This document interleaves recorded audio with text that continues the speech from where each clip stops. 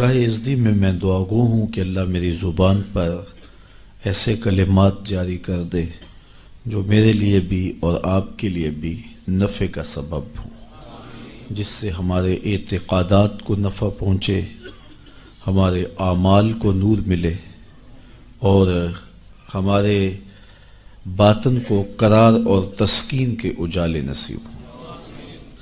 حضور کا ذکر کرنے اور سننے کے لیے ہم جمع ہوئے ہیں، اور یقیناً ہمارا اس مقصد کے لیے جمع ہونا اللہ اور اس کے رسول کی بارگاہ میں امید ہے کہ قبول ہوگا، چونکہ ایسی مجالس، ایسی محافل، ایسی خوبصورت مجالس نور بارگاہ ازدی میں مستجاب ہوتی۔ میں آپ کو ایک مجلس میں پہلے لیے چلتا ہوں جس کو منعقد ہونے کے لیے مسجد نبوی کا صحن میسر آیا، اور آج تو ہم جھولی پھیلا کے عرض کرتے ہیں، سنا ہے آپ ہر عاشق کے گھر تشریف لاتے ہیں، ہمارے گھر میں بھی ہو جائے چراغاں یا رسول اللہ۔ لیکن یہ وہ مجلس تھی کہ جس میں ایسا چراغاں ہوا کہ دنیا نے دیکھا۔ مجلس صحابہ بپا تھی، حضور حجرہ انور میں موجود تھے۔ صحابہ گفتگو اس عنوان سے کر رہے تھے کہ ہمیں حضور کی صورت میں انعام خداوندی ملا۔ یار جلسہ اچھا ہو جائے اور کوئی خطیب اچھا بیان کرے اور کوئی نعت پڑھنے والا خوبصورت انداز میں ثنا خوانی کرے تو مہینوں تک اس کے تذکرے چلتے ہیں کہ یار ہمیں اچھا خطیب مل گیا، ہمارے جلسے کی کیسی رونق لگی، ہمیں اچھا نعت خواں مل گیا کہ کیسا رنگ بنا۔ تو پھر وہ کیوں نہ فخر کرتے ہوں گے جنہیں حضور ملے، ان کا عنوان کیوں نہیں یہ ہوگا اور ان کی گفتگو کا یہ موضوع کیوں نہیں ہوگا۔ تو خیر وہ اس عنوان سے گفتگو کر رہے تھے کہ حضور بھی تشریف فرما ہوئے، اور آپ نے آ کے صحابہ سے پوچھا، سنن نسائی کے لفظ پڑھ رہا ہوں، ویسے صحیح مسلم میں بھی یہ روایت موجود ہے۔ فرمایا ما اجلسکم، صحابہ تمہیں کس چیز نے بٹھایا ہے، کیوں بیٹھے ہو، تمہارے بیٹھنے کا مقصد کیا ہے، یہ جلسہ کیسا ہے۔ سادہ لفظوں میں اس کا یہ ترجمہ بھی کیا جا سکتا ہے ما اجلسکم، یہ جلسہ کیسا ہے۔ تو حضور علیہ السلام نے جب یہ ارشاد کیا تو انہوں نے جو جواب دیا وہ سنیے، ایک ایک لفظ پہ غور کیجئے۔ انہوں نے کہا جلسنا نذکر اللہ ونحمدہ علی ما ہدانا لدینہ ومن علینا بک۔ حضور ہم اس لیے بیٹھے ہیں، یہ جلسہ اس لیے ہو رہا ہے، جلسنا ہم اس لیے بیٹھے ہیں، نذکر اللہ کہ ہم اللہ کا ذکر کر رہے ہیں، وَنَحْمَدُهُ اور اس کی حمد بیان کر رہے ہیں، عَلَى مَا هَدَانَا لِدِينِهِ اس بات پر کہ اس نے ہمیں ہدایت دین دی، وَمَنَّ عَلَيْنَا اور ہمارے اوپر احسان کیا، بِكَ آپ کو عطا کر کے، آپ مل گئے اس لیے ہم اس نعمت پر اور آپ کی وجہ سے دین ملا، اس نعمت پر رب کا شکرانہ ادا کرنے کے لیے بیٹھے۔ اگر حضرت حسان بن ثابت رضی اللہ تعالی عنہ کی الگ سے بولی سننا چاہو تو ان کے لفظوں کی ترتیب یہ ہے، منا علینا ربنا اذ بعث فینا محمد صلی اللہ علیہ وسلم، ہمارے رب نے ہمارے اوپر احسان کیا کہ ہمیں محمد عربی عطا کر دیا۔ شاید اسی کا ترجمہ کسی نے کیا، فضل رب العلا اور کیا چاہیے، مل گئے مصطفیٰ اور کیا چاہیے۔ تو کہا ہم اس لیے بیٹھے، ہمارا جلسہ اس لیے ہے، جلسنا نذکر اللہ ونحمدہ علی ما ہدانا لدینہ ومن علینا بک، آپ کی صورت میں ہمارے اوپر جو انعام ہوا اور ہدایت دین ملی، اس پر رب کا شکریہ ادا کرنے کے لیے یہ مجلس بپا کیے ہوئے۔ یہ صحابہ نے جواباً عرض کیا، بات تو سادہ سی تھی، کوئی آپ سے پوچھے کیوں بیٹھے ہو تو آپ کہیں گے محفل میلاد میں بات ختم ہو جائے گی۔ حضور نے صحابہ سے پوچھا قسم دے سکتے ہو اسی لیے بیٹھے ہو؟ تو بظاہر تو محلے قسم لگ نہیں رہا تھا، تو انہیں حیرت تو ہوئی ہوگی، لیکن انہوں نے برجستہ عرض کی حضور ہم حلف اٹھاتے ہیں کہ ہم اسی لیے بیٹھے ہیں. حضور نے باقاعدہ ان سے قسم لی اور انہوں نے باقاعدہ قسم دی. انہوں نے کہا جی ہم حلف دیتے حضور تو ہمارے دو پھر. تو انہوں نے باقاعدہ قسم دی. حضور نے قسم جب ان سے لے لی تو ظاہر سب کے چہروں پہ حیرت و استعجاب کی کیفیت تو تھی کہ یہ موقع بظاہر قسم کا تو نہیں ہے. پوچھا گیا کیوں بیٹھے ہو؟ ہم کہتے ہیں اللہ کا ذکر کرنے بیٹھے ہیں, اللہ نے آپ عطا کیے, اللہ نے ہدایت دین دی, اس پر اس کا شکرانہ ادا کرنے کے لیے بیٹھے ہیں. بات تو ختم ہو جانی چاہیے تھی, لیکن حضور نے قسم مانگ لی. صحابہ نے باقاعدہ قسم دی. جب قسم لے لی تو پھر ان کے چہروں پر حیرت تو تھی. اس حیرت کو دور کرنے کے لیے فرمایا اے صحابہ میں تم سے جو قسم لی ہے یہ کسی تہمت کی بنیاد پر نہیں لی. تمہارے قول کی صداقت پر مجھے کوئی شک نہیں گزرا تھا کہ میں نے قسم سے تصدیق چاہی ہو. جو تم نے کہا مجھے پہلے اس کا یقین تھا, لیکن اس کے باوجود میں نے قسم لی. کیوں لی یہ سن لو میں نے کیوں لی. فرمایا تم یہاں بیٹھے تھے, میں حجرے میں تھا. اتانی جبریل علیہ السلام, میرے پاس جبریل امین حاضر خدمت ہوئے. فاخبرنی ان اللہ یباہی بکم الملائکہ, تو مجھے جبریل نے خبر دی محبوب ذرا باہر تو نکل کے دیکھو, تمہارے صحابہ کے اس عمل پر اللہ فرشتوں میں ناز کر رہا ہے. اب صحابہ کا عمل کون سا تھا جس پہ رب بھی ناز کر رہا ہے؟ ملائے اعلیٰ میں ناز فرما رہا ہے فرشتوں میں کہ دیکھو میں نے نعمت دی تھی, کیسے شکر گزار نکلے کہ اب تک اس کا شکریہ ادا کر رہے ہیں. تو کہا تمہارے عمل پر اللہ فرشتوں میں ناز فرما رہا ہے. تو اللہ کی رحمتوں سے کوئی بعید نہیں کہ آج کی مجلس بھی قبول کر لی جائے اور اللہ فرشتوں سے فرمائے دیکھو صدیاں بیت گئیں اور یہ آج بھی بیٹھ کے اس نعمت کا شکریہ ادا کر رہے ہیں, اور ہو سکتا ہے یہ میری اور آپ کی بخشش کی ضمانت قرار پائے. اس لیے آپ یہاں آئے ہیں, بیٹھے ہیں, درود و سلام کے ماحول میں بیٹھے ہیں. ابھی آپ نے شاہ صاحب سے حضور کی مدحت کے پھول لیے ہیں, آپ کے مشام ہستی معطر ہوئے ہیں اور سر شام سے ذکر کی کیفیت نور میں ہیں, اور اللہ نے چاہا تو تھوڑی دیر تک مزید اس کیفیت محبت میں گزریں گے, اور پھر حضور کی بارگاہ میں دست بستہ سلام ہوگا, پھر دعا کے لیے ہاتھ اٹھیں گے. تو یہ کتنے حسین لمحے گزریں گے ہمارے, اور یہ کتنی خوش نصیب گھڑیاں ہیں جو ذکر رسول میں بسر ہو جائیں. تو خوش نصیبی ہے میری اور آپ کی کہ آج ہم محفل میلاد میں بیٹھیں اور حضور کی صورت میں اللہ نے جو اس پر شکریہ ادا کرنے کے لیے بیٹھے. اگرچہ حق شکر ادا نہیں ہو سکتا, ساری زندگی بھی حق شکر ادا کرنے کے لیے پیشانی سجدہ میں رکھ کر کے اللہ کی تسبیح بولتے رہیں, لیکن اس نعمت کا شکر پھر بھی ادا نہ ہو پائے. اتنا بڑا کرم حضور کی صورت میں ہمیں نصیب ہوا ہے. میں نے کتب میں پڑھا ہے 12 نبیوں نے آرزو کی ہے حضور کی امت میں ہونے کی. ہم نے تو کوئی آرزو بھی نہیں کی تھی, ہم نے تو کوئی تمنا بھی نہیں کی تھی. سوئے تھے بخت جاگ پڑے.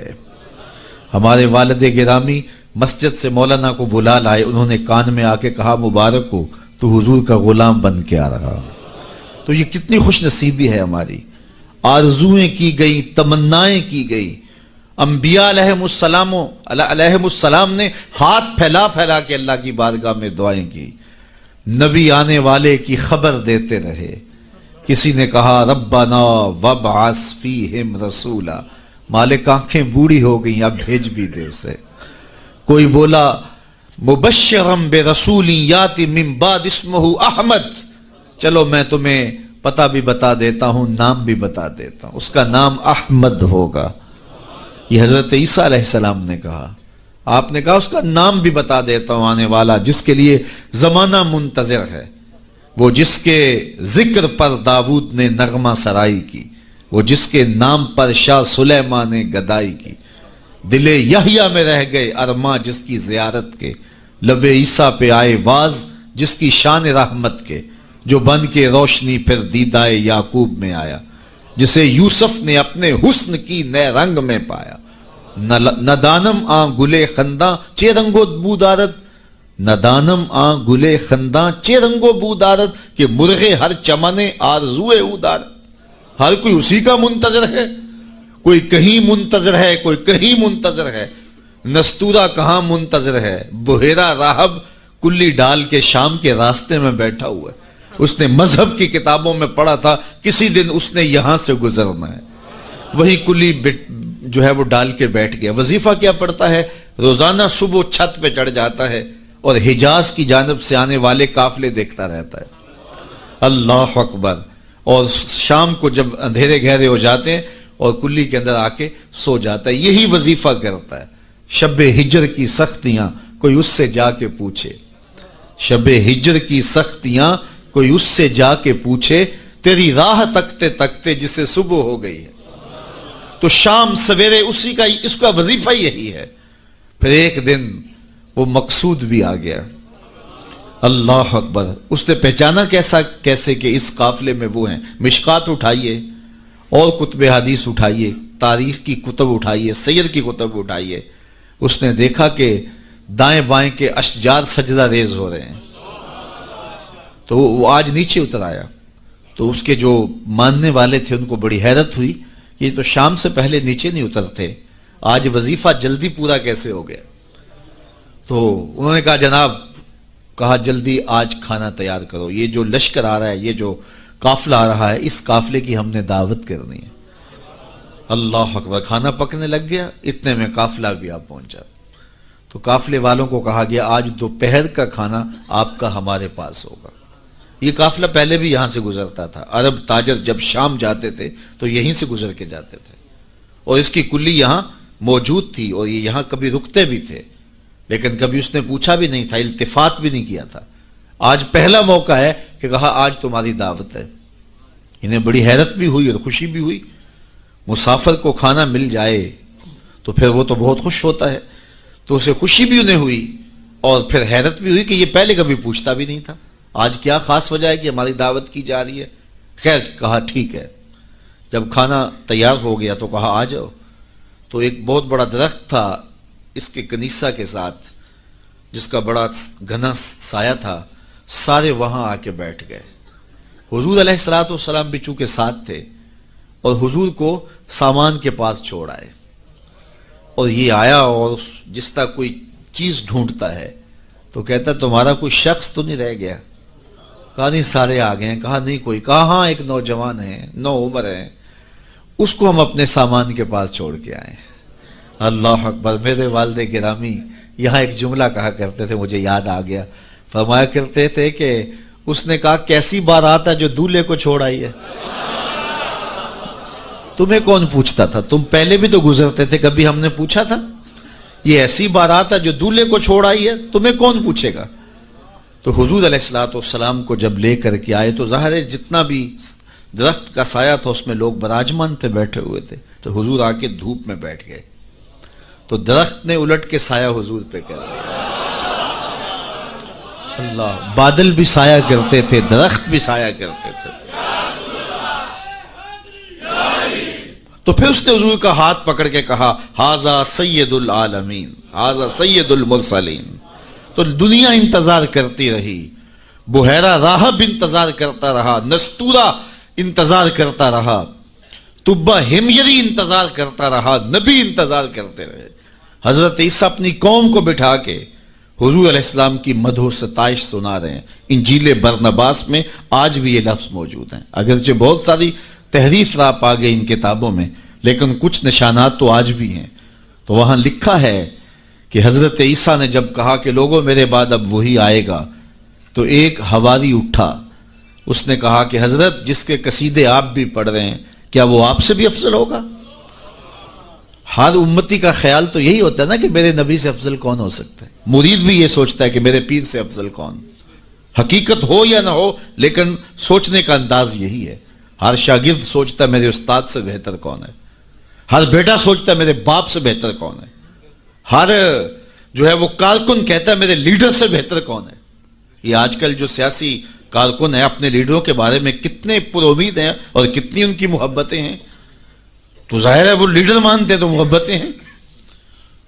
اور ہر امتی اپنے نبی کے بارے میں سوچتا ہے کہ میرے نبی سے بہتر کون ہو سکتا ہے۔ وہ تو بدبخت ہے جو نبی بھی مانے اور عیب بھی نکالے۔ محبوباں تے نکتہ چینی جڑا کرن تو باز نہیں آوندا، اصل منافق جانی اس نو او جھوٹے پیار جتاوندا۔ سانو دسیا عشق دے مفتی جڑا مڑ مڑ پیا فرماوندا، آزم جتھے دل لگ جاوے اتھے عیب نظر نہیں آوندا۔ ہو بھی تو نظر نہیں آتا، ہو بھی تو نظر نہیں آتا، اور جہاں ہو ہی نہ، جہاں عیب ہو ہی نہ، وہ کمال حسن حضور ہے کہ گمان نقص جہان ہے۔ نقص تو بڑی دور کی بات ہے، اعلی حضرت بولے یہاں نقص کا گمان ہی نہیں ہے۔ خلقت مبرأ من کل عیب، حضرت حسان رضی اللہ تعالیٰ عنہ بولے ہر عیب سے پاک تخلیق کیے گئے ہیں۔ اللہ اکبر، خلقت مبرأ من کل عیب کأنک قد خلقت کما تشاء، کوئی عیب رکھا ہی نہیں گیا۔ میں کہتا ہوں محبوب میں عیب ہو بھی تو دکھائی نہیں دیتا، اور جہاں ہو ہی نہ۔ رومی علیہ رحمہ، جن کو اقبال نے بھی اپنا مرشد مانا ہے، تمثیل کے انداز میں بات کرنے کا فن رکھتے ہیں۔ بات کرتے ہیں ایک سادہ سی مثال سے اور بہت بڑی حقیقت سمجھا دیتے ہیں، اور اللہ نے ان کو یہ ملکہ دیا۔ تو رومی علیہ رحمہ نے اس حقیقت کو ایک بہت بڑی مثال، سادی سی مثال سے سمجھا دیا۔ کہتے ہیں کسی نے، بادشاہ وقت نے لیلا کو دربار میں بلایا، اور چونکہ بڑا شہرہ تھا، یہ جو مجنو جو تھا یہ شہزادہ تھا باقاعدہ، لیکن ہوش و حواس باختہ ہو گئے، بس محبت کا ایسا جنون چڑھا کہ اصلی نام بھی جاتا رہا۔ تیری محفل میں آ کے بدنام ہوئے، نگاہ زمانہ میں بے نام ہوئے، تو نے وعدہ کیا بچھڑیں گے نہ ہم، تیرے ہی ہاتھوں سے نیلام ہوئے۔ تشخص مٹ گیا، پہچان مٹ گیا، نام ہی مٹ گیا۔ کہتے ہیں یہ حضرت امام حسن اور حضرت امیر معاویہ کا جب وہ خلافت کا معاملہ تھا، تو کسی نے اس سے پوچھا کہ ہاں بھئی تیری رائے کیا ہے، یہ اس دور میں ہوا ہے نا، تو کہا کہ ہاں تیری رائے کیا ہے؟ اس نے کہا دونوں ہی حقدار نہیں ہے، میری لیلا حقدار ہے۔ تو کہا آنتا مجنون، تو کہیں پاگل تو نہیں ہو گیا؟ تو اس سے اس کا نام مجنون پڑ گیا۔ تو مجنون نام پڑ گیا، نام تو کیس تھا اس کا، لیکن نام بھی مٹ گیا، تشخص بھی مٹ گیا، پہچان بھی مٹ گیا، شہزادہ ہو کے گلیوں میں رل گیا، نام بھی باقی نہ رہا۔ اللہ اکبر۔ تو خیر بڑی دہائی تھی، تو خلیفہ وقت نے دربار میں لیلا کو بلا لیا کہ تیرے حسن میں کون سا جادو ہے کہ تو نے ایک شہزادے کو حواس باختہ کر دیا، اس کو اپنی ہوش بھی نہیں رہی ہے، مجھے تو تیرے میں کوئی خوبی نظر نہیں آ رہی۔ گفت لیلا را خلیفہ کان توئی، کس تو مجنو شد پریشان و غوی، از دیگر خوباں تو افزون نیستی، باقی عورتوں سے تو کوئی انوکھی تو ہے نہیں، تیرے سے زیادہ حسین تو میری لونڈیاں ہیں۔ گفت خامش چوں تو مجنو نیستی، لیلا نے کہا بادشاہ چپ کر جا، تو کوئی مجنو تو نہیں، میں تمہیں خوبصورت نظر آؤں، تو کوئی مجنو ہے؟ دیدائے مجنو اگر بودے تو را، از دو عالم بے خطر بودے تو را، تیری آنکھ مجنو والی ہوتی پھر تو مجھے دیکھتا، تو ہوش دارو لیک مجنو بے خودست، در طریق عشق بیداری بدست، تو ہوش والا ہے اور مجنو ہوش کو چھٹی دے کے آیا، اور اس کوچے میں جو ہوش کی پونجی لے کر آئے اسے سودا نہیں ملتا۔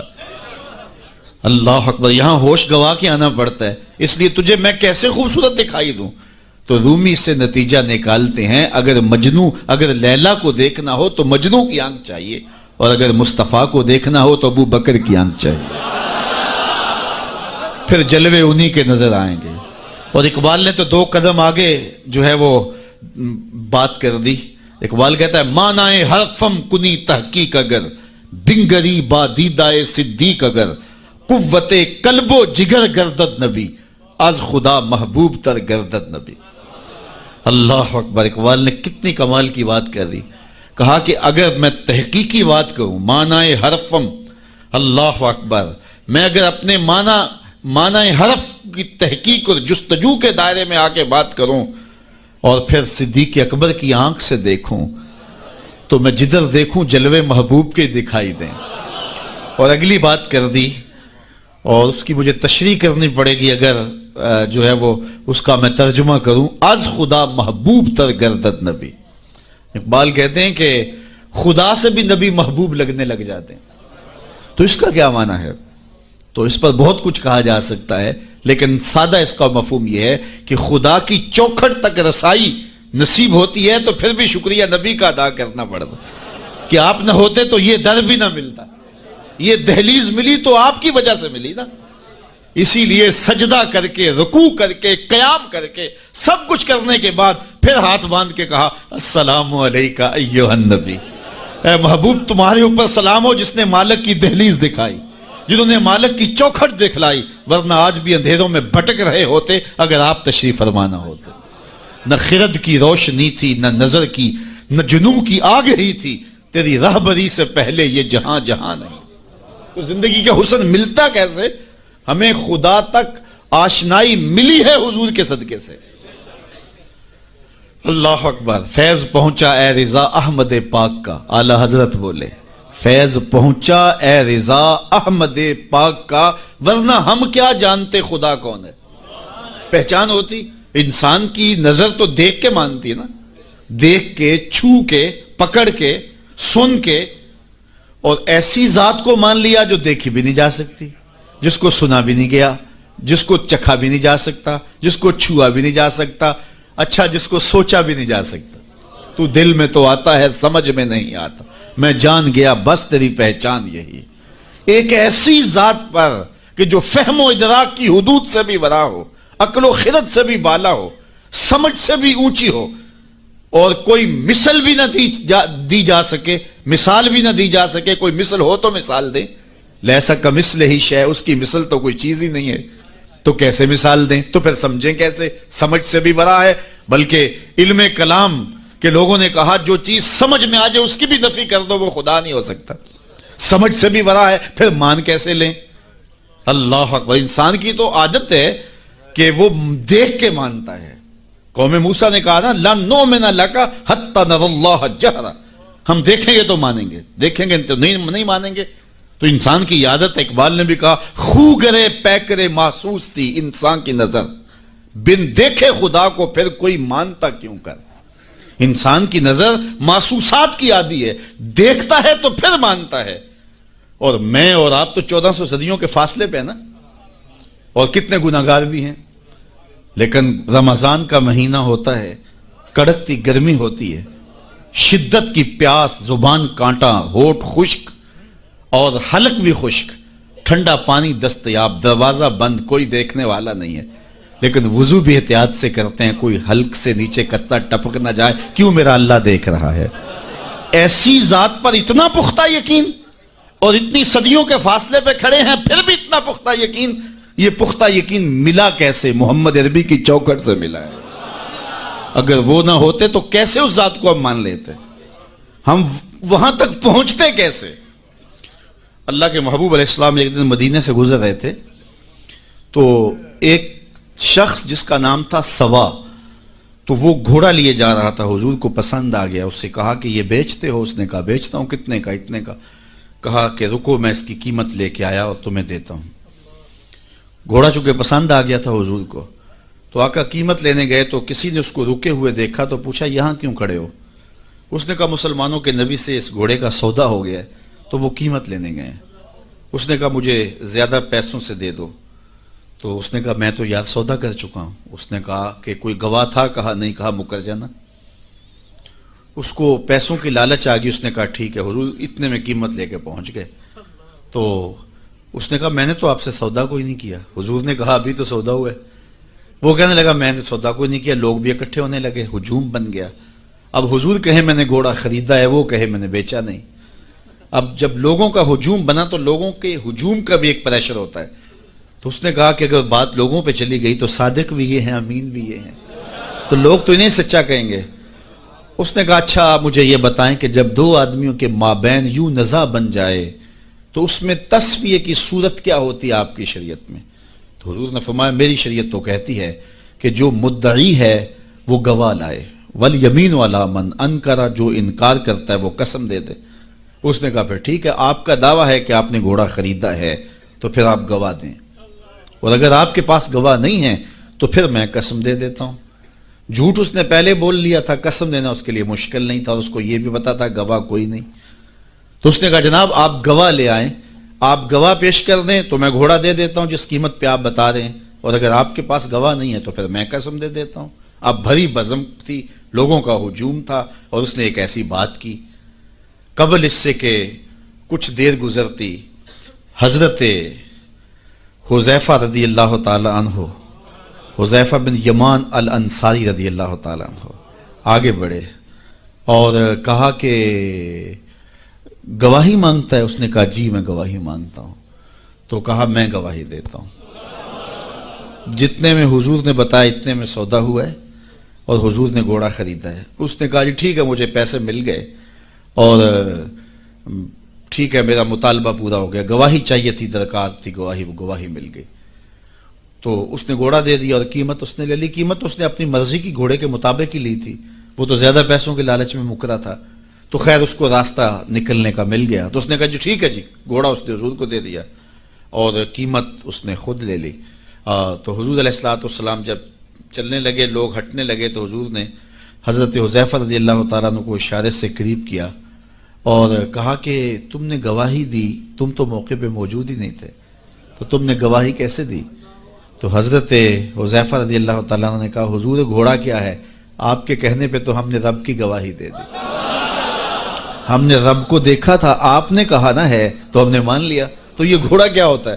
تو حضور نے آپ حضرت حذیفہ کا ہاتھ پکڑ کے فضا میں بلند کیا اور لوگوں کو کہا جانے والوں رک جاؤ۔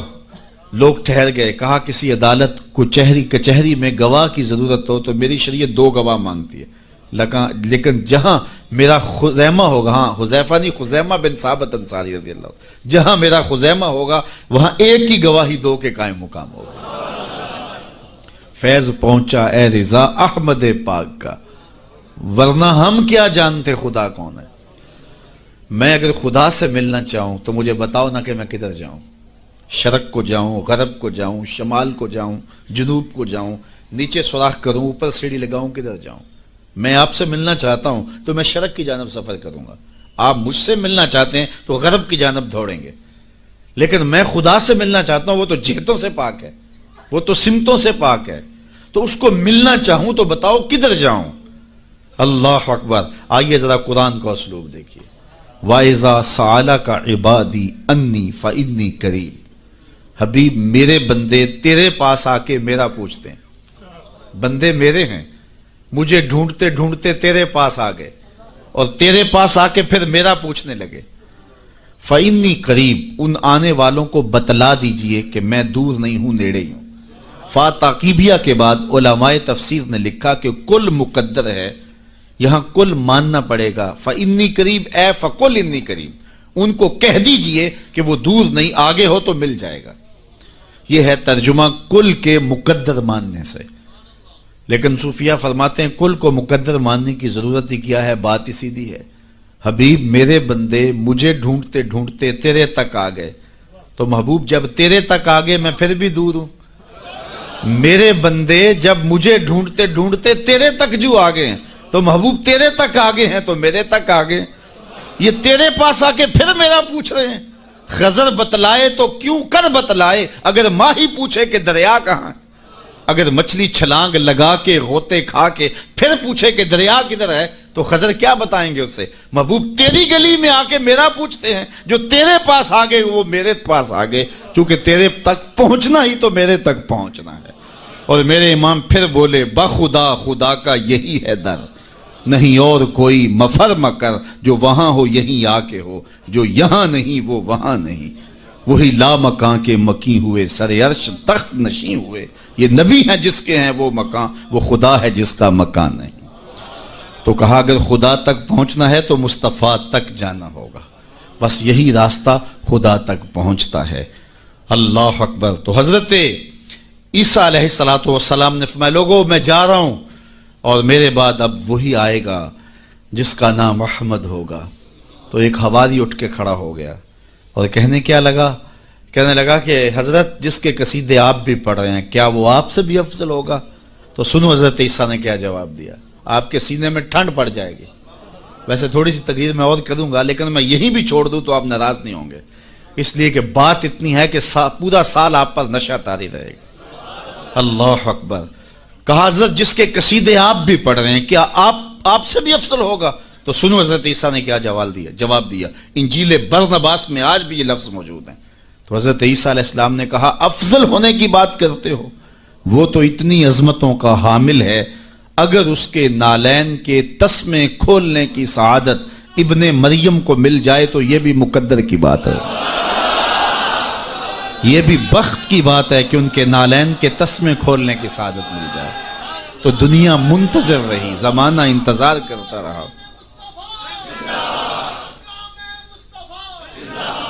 تو لوگ کہاں کہاں منتظر رہے، ہم نے کوئی انتظار نہیں کیا۔ آنکھ کھلی تھی تو مسجد کے سپیکروں سے آواز آ رہی تھی مصطفیٰ جان رحمت پہ لاکھوں سلام۔ ہم اذان جب ہم نے آنکھ کھولی تو صدائیں مل رہی تھی کہ نبی جی اللہ اللہ اللہ ہو۔ تو ہم کتنے خوش نصیب ہیں، کتنے بخت والے ہیں کہ ہمیں آغوش مادر میں حضور کا نام مل گیا، کوئی انتظار ہی نہیں کرا۔ اقبال کتنے فخر سے کہا کرتے تھے نام تو از پدر آموختم، حضور آپ کا نام میں نے اپنے باپ سے سنا تھا، آپ کا نام میں نے اپنے باپ سے سنا تھا، آپ کے درود کی لوری اپنی ماں سے سنی تھی، اپنی بہن سے حضور کا پیار سنا۔ تو یہ ہمیں میسر آیا، خوش نصیب ہیں ہم لوگ کہ ہمیں یہ دور ملا۔ ہاں ایک ہمیں افسوس ہوتا ہے کہ کبھی حضور کے دور میں ہوتے، وہ لمحے میسر آتے، لیکن میرے آقا جانتے تھے میرے امتی بعد میں تڑپیں گے۔ حضور نے جو ہے وہ ہمیں آنے والوں کو تسلی دیتے ہوئے اتنی خوبصورت بات کی۔ ایک دن صحابہ بیٹھے تھے، فرمایا طوبی لمن رآنی وآمن بی وطوبی سبع مرات من لم یرانی وآمن بی۔ فرمایا صحابہ تمہیں مبارک ہو، تم نے مجھے دیکھا اور میرے اوپر ایمان لائے، اور فرمایا انہیں 7 مبارکیں ہوں جنہوں نے نہیں دیکھا ہوگا پھر بھی ایمان لائیں گے۔ نفس ایمان کی حضور نے 7 مبارکیں دی ہیں، طوبی لمن رآنی وآمن بی وطوبی سبع مرات من لم یرانی وآمن بی۔ تو کہا انہیں 7 مبارکیں ہوں جنہوں نے دیکھا بھی نہیں پھر بھی نام پہ تڑپ رہے ہوں گے۔ اللہ اکبر، نام سن کے جان وارنے کے لیے تیار ہوں گے۔ حضور کا نام آتا ہے آنکھوں میں آنسو آ جاتے ہیں، دل تڑپتا ہے، کیا کیفیات باطن ہوتی ہیں۔ تو یار یہ کوئی چھوٹی دولت ہے، حضور کا نام سن کے یہ کیفیت نصیب ہو جائے، یہ ان کے پیار کی علامت ہے۔ پیار ہوتا ہے تو آنکھوں میں آنسو آتے ہیں، اور جہاں آنسو ہوتے ہیں وہاں رحمتیں ہوتی ہیں۔ علامہ رومی فرماتے ہیں جہاں پانی چلتا ہے وہاں سبزہ اگتا ہے، اور جہاں آنسو بہتے ہیں وہاں رحمت اترتی ہے۔ تو یہ ان کے پیار کے آنسو ہے، یہ ان کی محبت کے آنسو ہے۔ بلکہ امام غزالی نے غالباً لکھا ہے کہ حضور کے پیار میں، اللہ کی خشیت میں جو آنسو آئیں تو ان کو صاف نہ کرو بلکہ ان کو رخساروں پہ مل لیا کرو۔ یہ تو خوش نصیب آنسو ہیں جو حضور کی یاد میں بہے ہیں، جو حضور علیہ السلام کے ذکر میں بہے ہیں۔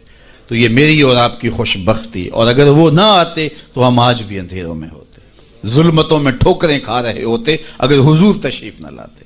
خدا شناسی تو بڑی دور کی بات ہے، ہم خود شناس بھی نہ ہوتے اگر حضور نہ آتے۔ ہمیں اپنے آپ سے آگہی نہ ملتی، اپنی ذات سے شناسائی نہ ملتی اگر حضور نہ آتے۔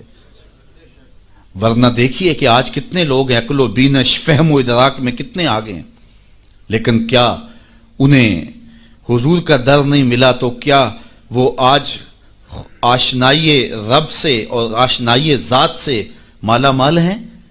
کتنے لوگ ہیں پی ایچ ڈی ڈاکٹر ہیں لیکن بتوں کے آگے ہاتھ جوڑے اپنی حاجتیں ان کے سامنے پیش کر رہے ہیں۔ ان کی عقل و فہم، ان کی عقل و بینش، ان کی ڈگریاں انہیں نہیں بتا رہی کہ اپنے بدن پہ بیٹھی مکھی بھی نہ اڑا سکیں، میری ضروریات کے کفیل کیسے ہو سکتے ہیں، لیکن آگے کھڑے ہوئے ہیں۔ اللہ اکبر۔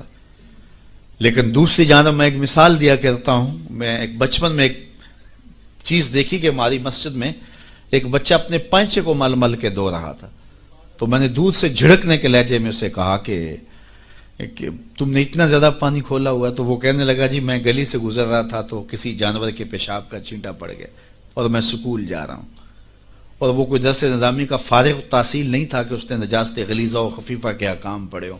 تو اس سے میں سوچنے لگا کہ اس ڈاکٹر کو تو سمجھ نہیں آئی جو گائے کا پیشاب تبرک سمجھ کے پی رہا ہے، اور اس 8 سال کے پرائمری کلاس کے بچے کو سمجھ آ گئی، اور یہ پانچے کے اوپر پڑے ہوئے پیشاب کے غیر مری چھینٹے کو بھی گوارا نہیں کر رہا۔ تو میں نے کہا اس کی طبیعت میں یہ تقدس کہاں سے آ گیا؟ تو اندر سے آواز آئی وہ ہے ڈاکٹر لیکن اس کے ہاتھ میں دامن میرے حضور کا نہیں، اور یہ ہے بچہ لیکن ماں نے گٹی میں پیار حضور کا دیا ہے، اس لیے تقدس اس کی روح تک اتر گیا ہے، اس کے باطن میں اتر گیا ہے۔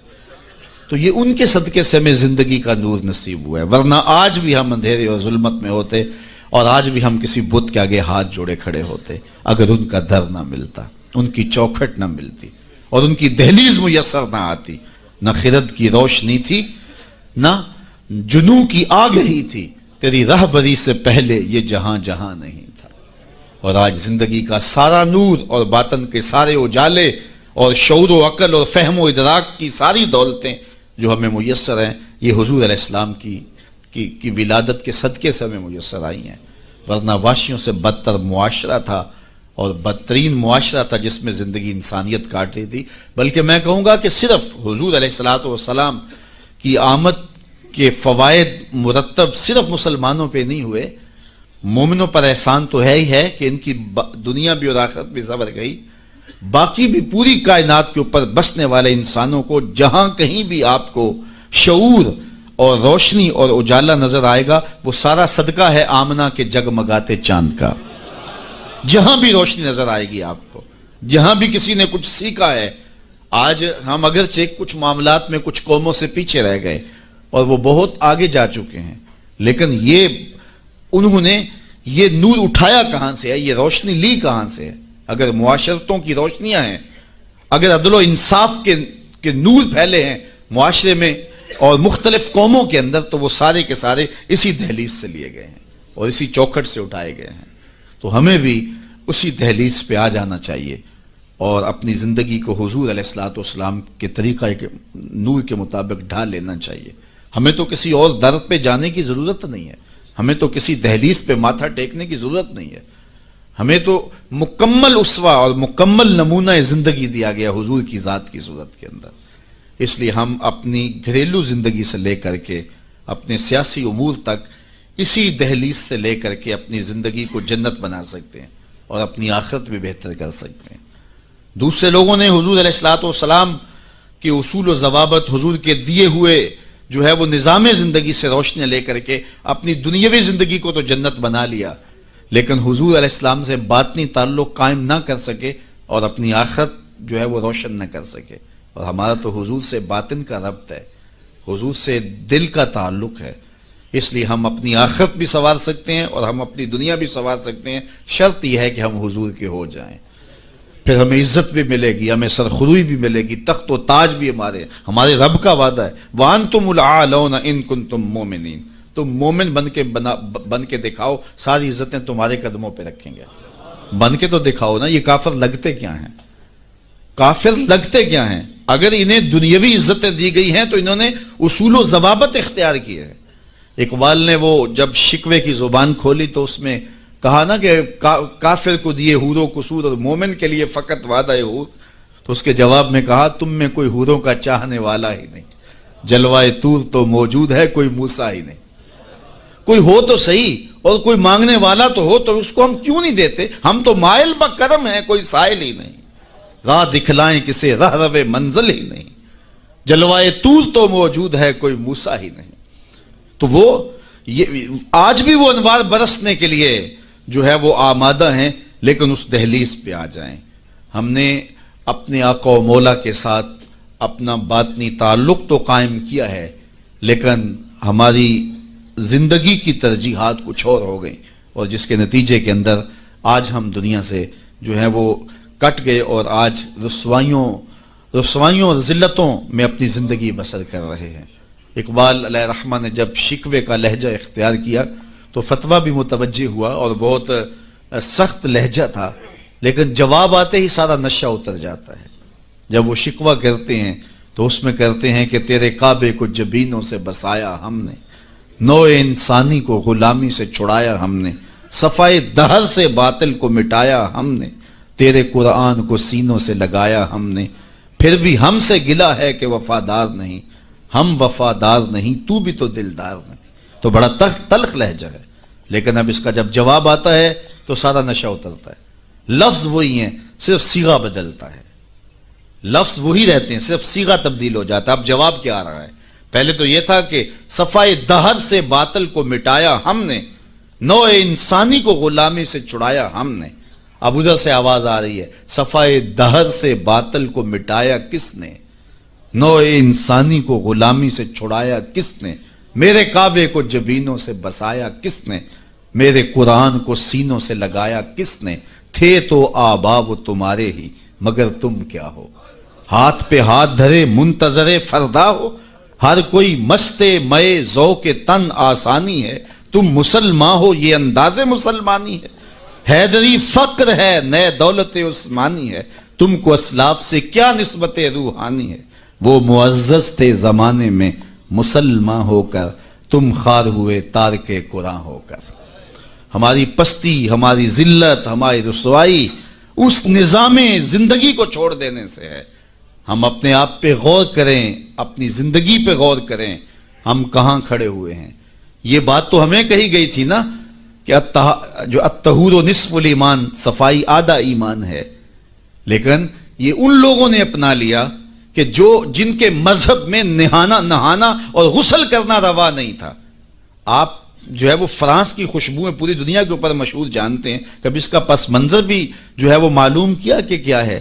چونکہ یہ غسل نہیں کرتے تھے اور بدن سے اتنی بدبوئیں اٹھتی تھی کہ ان پر جو ہے خوشبو اس پر غالب کرنے کے لیے طرح طرح کی خوشبوئیں یہاں آئیں تاکہ جو ہے وہ بدبو سے لوگ ناک پہ جو لوگ ملنے آتے وہ ناک پہ ہاتھ رکھ لیتے۔ ان کے بادشاہوں کے جسموں سے بدبو آیا کرتی تھی، ان کے ہاں نہانا نہیں تھا۔ یہ تو مسلمانوں نے آ کے سکھایا، اور جب اندلس انہوں نے فتح کیا تو اس وقت جو وہاں واشروم انہوں نے بنائے تھے مسلمان، سب سے پہلے انہوں نے غالب آ کے ان کو توڑا اور پھر اسی روش میں چلے گئے۔ پھر آہستہ آہستہ نے سوچا کہ یار دیکھو تو صحیح، اور آج صفائی پسند وہ ہو گئے، آج گلیاں ان کی صاف ہیں، آج بازار ان کے صاف ہیں، آج ملک انہوں نے ایسے بنا کے رکھے ہیں جیسے ایک سگڑ بی بی اپنا گھر سنوار کے رکھتی ہے، اور ہمارے گلی کے اندر ہم کچرا پھینک کے گھر چلے جاتے ہیں۔ میں بعض کا گزرتا ہوں، چونکہ تنگ گلیوں میں بھی جاتا ہوں، بازاروں میں بھی جاتا ہوں، پیدل بھی جاتا ہوں اور سواریوں پہ بھی جاتا ہوں، آپ بھی یہ منظر دیکھتے ہیں کہ 6 فٹ کی گلی ہوتی ہے تو دونوں جانب نالیاں ہو رہی ہوتی ہیں، تو درمیان میں صرف 3 فٹ جگہ ہوتی ہے۔ میاں ایک سائڈ نالی بنا لو، چلو گلی کشادہ ہو جائے، لیکن ادھر والے نہیں مانتے کہ ہماری جانب نالی ہو، وہ کہتے ہیں ادھر نہیں مانتے، چلو فیصلہ کیا کہ دونوں جانب نالیاں ہوں۔ جب قوم کا مزاج یہ ہوگا تو کیا قوم ترقی کرے گی جو اتنی قربانی بھی نہیں دے سکتی؟ تو اب گندگی کے ڈھیر جگہ جگہ پڑے ہوئے ہیں۔ حکومت کو چھوڑیں آپ، حکومت کی ترجیحات، حکومت کی دلچسپیاں، ان کے معاملے، وہ تو جو کرتے ہیں، جو فریضہ ہمارا تھا ہم نے وہ نبھایا، ہم نے اس فریضے کو پورا کیا۔ تو ہم اپنے رویوں پہ غور کریں، ہمارے آقا نے ہمیں کتنا ستھرا دین دیا تھا، کتنا پیارا دین دیا تھا۔ میں نے اس مرتبہ میلاد کے موقع پہ کہا کہ دیکھو ہماری ترجیحات، کہ ہم نے پورا، میں گلی سے گزرا تو وہ گلی کے اوپر پورا وہ گوٹا کناری کی ہوئی تھی اور ڈنڈیاں بھی اور چراغاں بھی کیا تھا اور بہت زیادہ پیسے لگے ہوئے ہوں گے، تو نیچے جو ہے وہ گلی تو وہ کچی تھی، تو میں نے کہا اگر یہ اوپر نہ ہوتا، نیچے کنکریٹ کی گلی ان پیسوں سے بن جاتی تو یہ رسول اللہ زیادہ خوش نہ ہوتے اور حضور کی امت کو زیادہ نفع نہ ہوتا اور یہ میلاد کے نام پہ ہو جاتا، لیکن نیچے کچی گلی ہے اور وہ کہتے ہیں یہ حکومت کی ذمہ داری ہے، اور ہم نے اوپر گلی کے اوپر گوٹا کناری بھی کی ہوئی ہے اور اسے چراغاں بھی کیا ہوا ہے اور اس کے اوپر فانوس بھی لٹکائے ہوئے ہیں اور لاکھوں روپے اس گلی کو سجاتے ہوئے ہم نے لگا دیا، لیکن اگر ہم پکی کر لیتے گلی تو وہ زیادہ اچھا نہ تھا کہ وہ ہمیشہ کے لیے جو ہے وہ ایک مسئلہ ختم ہو جاتا، لیکن وہ نہیں کریں گے، یہ کریں گے ہم نے اپنی ترجیحات اپنی مرضی سے مقرر کی ہوئی ہیں۔ تو میرے رسول صلی اللہ علیہ وسلم نے جو ہمیں دین دیا ہے اس دین کو اختیار، اس کا یہ مطلب نہ لیا جائے کہ میں میلاد کے چراغاں کا مخالف ہوں۔ آج کل تو یہ بھی بڑا ڈر لگا رہتا ہے کہ فتوے ایک دم جو ہے وہ متوجہ ہو جاتے ہیں اور کافر سے نیچے تو چھوڑتے ہی نہیں نا، لیکن یہ دکھڑے ہیں ہمارے۔ میں کہتا ہوں گلیاں سجاتے ہو دل ویران نہ رہے، میں کہتا ہوں چراغاں کرتے ہو مکانوں کی چھتوں پہ کرو، میں اس کا انکار نہیں کرتا، لیکن دل کی گلیوں میں اندھیرا نہ رہے۔ اور تم جھنڈیاں لگاتے ہو حضور کے نام کی، ایک ایک پرت پہ، دل کے ایک ایک پرت پہ نام محمد کی جھنڈی بھی لگاؤ۔ اور میں نے الحمدللہ جگہ جگہ میلاد کے موسم میں اس مرتبہ توجہ دلائی کہ آپ اس طرح کریں کہ اپنے محلے کے اندر فہرست بنائیں، اپنی گلی کے اندر فہرست بنائیں۔ اللہ تعالیٰ نے یہ نظام رکھا ہوا ہے، غربت کے زمانے کے اندر بھی ایسا ہوتا ہے کہ ایک گلی کے اندر 20 یا 25 گھر ہیں تو 1-2 گھر والوں کو اللہ تعالیٰ نے مال و دولت سے فرازہ جو ہے وہ مالا مال کیا ہوتا ہے، باقی جو ہے وہ پوری گلی کے لوگ غریب ہو سکتے ہیں، لیکن کوئی ایک آدمی اللہ تعالیٰ وہاں بھی رکھا ہوتا ہے۔ ایک پورا گاؤں ہے، دیہات ہے، اور بڑا غریب دیہات ہے، لیکن وہاں بھی کوئی 5 10 15 ذمہ دار ہوتے ہیں یا کچھ لوگ مالی طور پہ مستحکم ہوتے ہیں. یہ اللہ تعالیٰ نے نظام رکھا ہے. وہ جو 5 10 لوگ ایک بستی میں امیر ہیں، ایک گلی کے اندر 15 یا 20 گھر ہیں تو سارے غربا کے گھر ہیں، تو 2-3 گھر جو ہیں اللہ تعالیٰ نے ان کو نوازا ہوا ہے، تو وہ 2-3 گھر یا اس گاؤں کے اندر جو ہے وہ 10-12 لوگ وہ سوچیں کہ ہمیں سرخاب کے پر لگے ہیں کہ ہمیں دولت زیادہ دی گئی ہے. عقل و فہم کی وجہ سے بھی دولت زیادہ نہیں ہوتی. میاں صاحب فرماتے ہیں بے وقوفاں دے نوکر ویکھے دانش مند سیانے. ایسا بھی ہوتا ہے، یہ اللہ کی تقسیم ہے، وہ جس کو عطا کر دے. تو اب جس کو دولت زیادہ دی گئی ہے وہ سوچے کہ مجھے کیوں زیادہ دی گئی ہے. علماء نے کہا کہ جس کو کوئی زیادہ فراوانی دی گئی ہے اس کا جو ہے وہ مثال کے طور پہ وہ کہتے ہیں کہ جو گائے ہے اور بھینس ہے اس کا دودھ اس کے بچے کی ضرورت سے زیادہ ہوتا ہے تو باقیوں کے لیے بھی حلال قرار دیا گیا کہ وہ نفع پہنچائے. جس کو مال اس کی ضرورت سے زیادہ دیا گیا ہے تو وہ اس مال کے ذریعے اپنے کم از کم رشتہ داروں میں اور اپنے محلے میں اپنی گلی میں کم از کم دیکھے. اور میلاد کے موسم کے اندر وہ غور کرے کہ میری گلی میں 15 گھر ہیں، اس میں کوئی غریب ہے تو آج میلاد کے دن ایسا نہ ہو کہ آج بھی وہ غربت میں دن گزارے.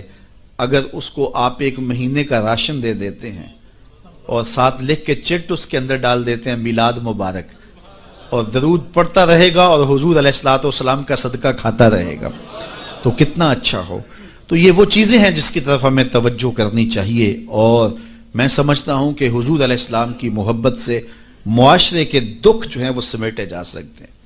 آقا کریم علیہ الصلوۃ والسلام نے محبت سے ہی معاشرت کو جو ہے وہ اپنے قریب کیا اور لوگ ایمان کی دولت سے مالا مال ہو گئے. وہ ایک بچہ آیا نا اپنی ماں کے لیے لباس لینے کے لیے، اور پہلے وہ گیا اپنے چچا کے پاس، اس کی ماں بیوہ تھی اور اس کا لباس پھٹ گیا تھا، اور وہ اپنے چچا کے پاس گیا تو اس نے دتکار دیا. اللہ اکبر. فذالک الذی یدعو الیتیم، یدعو الیتیم، یہ قرآن نے بتایا ہے کہ یہ وہ بد نصیب لوگ ہیں جو یتیموں کو دھکے دیا کرتے ہیں. تو وہ ماں نے اس کو روکا تھا، بیٹا نہ جانا، تاریخ خیرب پڑھیں. ماں نے کہا تھا بیٹا نہ جانا، لیکن اس نے کہا کہ تیرے بدن کے اوپر جو لباس ہے وہ بھی پھٹ گیا ہے اور جگہ جگہ سے جسم جھلک رہا ہے، تو میں اپنے چچا سے آپ کے لیے لباس لے کے آتا ہوں. پھر جو رویہ اس نے اختیار کیا تو واپس روتا ہوا آ رہا تھا، تو کسی نے راستے نے پوچھا کہ کیا ماجرا ہوا. اس نے کہا چچا کے پاس گیا تھا ماں کے لیے لباس لینے، اس نے تو لا کے بھیج دیا. اللہ اکبر. تو اس نے کہا کہ جا سین حرم میں محمد نام کا ایک شخص بیٹھا ہوا ہے، اگر تو اپنا دکھڑا اس کے سامنے پیش کرے تو وہ امید ہے تمہیں رد نہیں کریں گے، لیکن سن لے ان کا دین کوئی اور ہے. اللہ اکبر. اپنے ماں کے پاس آیا تو ماں کو کہا کہ چچا نے تو لا کے بھیج دیا، لیکن آپ کی حالت مجھ سے دیکھی نہیں جا رہی. بچہ ابھی شعور کی منزلوں میں قدم رکھ رہا تھا، پہلے بہت چھوٹا تھا، اب اس کے اندر ایک جذبات تھے بچے کے اندر. تو ماں نے کہا کہ بیٹا نہیں، ان کے پاس نہیں جانا، سنا ہے کہ وہ جو ان سے ملے دین دھرم چھین لیتے ہیں اس کا. اللہ اکبر. تو حضور علیہ الصلوۃ والسلام کے پاس جانے سے ماں روکنے لگی، لیکن بچے نے کہا کہ امی میں پکا رہوں گا، بتوں کا وفادار رہوں گا، تم اس ٹینشن کو، اس پریشانی کو چھوڑ دو. اور حضور کی خدمت میں حاضر ہوا. حضور صحن حرم میں چادر اوڑے بیٹھے ہوئے تھے، اور جا کے کہنے لگا میں پہلے بات آپ سے کر لیتا ہوں، آپ کا دین میں نے قبول نہیں کرنا. حضور مسکرا کے بولے بیٹا بتاؤ کس لیے آئے ہو؟ کہا میری ماں بے لباس ہے، میں آپ سے لباس لینے آیا. حضور نے چادر رحمت اتار کے اس کے کندھوں پہ ڈالی. اللہ اکبر. وہ واپس آ گیا اور ماں پر حضور کی چادر اڑائی. اللہ اکبر. اور ماں نے کہا کہ بیٹے اس نے اپنا دین تو نہیں تجھے دیا؟ کہا نہ، میں نے پہلے کہہ دیا تھا تیرے دین نہیں مانوں گا. ماں کہنے لگی پتر اس کا دین ماننا چاہیے، یہ جس نے رحمت کی چادر ہمارے سر پہ تان دی. اللہ اکبر. تیری تک کے ادامہ میں مرید ہو گئے. اس بوڑھی عورت کا قصہ بھی آپ نہیں بھول سکتے جو گھر کا سامان باندھ کے اپنے دروازے پہ بیٹھی ہوئی تھی، اور اس نے سنا تھا مکے میں ایک جادوگر آیا ہے جسے ملتا ہے اس کا دین چھین لیتا ہے. اس نے سوچا ساری زندگی لات منات حبل عزا ان کے ساتھ وفا کی ہے، یعوق اور نصر کے قصیدے پڑھے ہیں، تو اب آخری زندگی میں کیا میں ود اور سوا کو چھوڑ دوں گی، میں یعوس اور نصر کو چھوڑ دوں گی، میں لات اور منات کو چھوڑ دوں گی. کہا کہ کہیں ایسا نہ ہو کہ کہیں اس سے ملاقات ہو جائے اور وہ دین ہی میرا چھین لے، مجھے شہر چھوڑ دینا چاہیے. گھر کے تھڑے کے اوپر سامان باندھ کے بیٹھی ہے. حضور بھی گزرے. اس نے دیکھا تو کہا بھتیجے یہ سامان میرے سر پہ رکھ دے. حضور نے سامان اٹھایا، دیکھا تو بوجھل تھا، وزنی تھا، اور بڑھیا کو دیکھا تو کمزور تھی. تو کہا کہ بڑھیا اگر چاہو تو جہاں چاہتی ہو میں خود نہ چھوڑا. اس نے کہا اس سے بڑی مہربانی کیا ہوگی، میں تو لا ولد ہوں، میری تو اولاد نہیں ہے، تو میں شہر چھوڑ کے جا رہی ہوں. راستے میں حضور نے سامان اٹھایا ہوا ہے اور بڑھیا سے باتیں بھی کرتے جا رہے ہیں. تو بڑھیا کو کہا کیوں جا رہی ہے؟ اس نے کہا کہ سنا ہے یہاں ایک جادوگر ہے جو لوگوں کا دھرم لوٹ لیتا ہے، لوگوں کا دین لوٹ لیتا ہے. میں نے ساری زندگی بتوں سے وفا کی ہے، میرے آبا و اجداد نے بتوں سے وفا کی ہے، میں چاہتی ہوں دین اجداد ہاتھ سے چھوٹ نہ جائیں. آخر اس شہر میں رہتی ہوں کہیں مل نہ جائے، تو میں چاہتی ہوں کہ میں شہر چھوڑ جاؤں. زندگی کی چند سانسیں باقی ہیں، میں وفا کے ساتھ تو گزاروں. غالب نے کہا تھا نا وفاداری بشرط استواری اصل ایمان ہے. اس پہ اختلاف بھی کیا جا سکتا ہے. مرے کعبے میں تو بت خانے میں گاڑو برہمن کو. وہ کہتا ہے چاہے بت سے وفاداری ہو، وفاداری تو ہو. تو اس نے کہا میں تو وفاداری کرنا چاہتی ہوں اپنے بتوں سے، اور میں شہر چھوڑ کے مکہ جا رہا ہوں. جانتی ہوں ام القریٰ ہے، بستیوں کی ماں ہے. اس شہر کو شہر جمال کہتے ہیں، شہر خوباں ہے، لیکن میں اس شہر کو چھوڑ کے جا رہی ہوں. خیر حضور نے کچھ نہیں کہا، اس کا سامان نہیں پھینک دیا کہ ٹھیک ہے تم پھر جاؤ. سامان اس کا اٹھایا اور جہاں تک اس نے جانا تھا سامان پہنچایا. سامان سپرد کر کے واپس پلٹنے لگے. تو اس نے کہا بچے اپنا نام تو بتا دے، لوگ کہیں گے کہ مکہ چھوڑ آئی ہو تو بتاؤں گی ایک جادوگر کے دکھ سے چھوڑ آئی ہوں. تو وہ کتنا برا بھلا کہیں گے شہر مکہ کو کہ جس مکہ سے لوگ نقل مکانی کرنے پہ مجبور ہو گئے. تو میں انہیں یہ بھی بتاؤں گی کہ جس مکے میں جادوگر رہتا ہے اتنا اچھا نوجوان بھی رہتا ہے. تو تیرا نام لیا کروں گی، تیرے قصیدے پڑھا کروں گے. تو حضور علیہ السلام مسکرا پڑے، کہا بڑھیا جس جادوگر سے بھاگ کے آئی ہے وہ تیرے سامنے کھڑا ہے. اس نے کہا سچ سے آپ ہی محمد ہیں؟ حضور نے فرمایا نام میرا یہی ہے. تو اس نے کہا پھر آپ کا جادو میرے پہ چل گیا ہے. اللہ اکبر، تیری تک کے ادامہ میں مرید ہو گئی. لوگوں کی خدمت کریں، بوڑھوں کے کام آئیں، دکھیوں کے کام آئیں، مصیبت زدہ کے کام آئیں. حضور یتیم ہو کے یتیم پرور تھے، لاچاروں کی مدد کرتے، لوگوں کے گھروں میں پانی بھر کے دے دیتے، اور دکھیوں کے کام آ جاتے اور مصیبت زدوں کے کام آ جاتے. تو حضور سے پیار کرنے والوں، امت میں آپس میں حسد نہ پھیلاؤ، بغض نہ کرو، نفرتوں کے پہاڑ جو کھڑے نہ کرو، ایک دوسرے سے پیار کرو، جڑو، امت وحدہ بنے، اور اپنے ماحول کو، اپنی معاشرت کو ایک خوبصورت معاشرت کا رنگ دو، اور اپنی زندگی کو حضور کے نام کر دو. حضور کی محبت تو انسانوں کو جوڑتی ہے. حضور علیہ السلام کی محبت تو انسانوں کو یکجا کرتی ہے. جس طرح ایک باپ کے بیٹے ہوتے ہیں اور آپس میں پیار کرتے ہیں، اور ان کی سانج باپ ہوتا ہے، ساری امت کی سانج آمنہ کے لال ہیں. تو حضور کی وجہ سے ہم جڑے ہوئے ہیں، حضور کے نام پہ ہم اکٹھے ہوئے ہیں. تو اپنی زندگیوں کے اندر عملی تبدیلی پیدا کریں.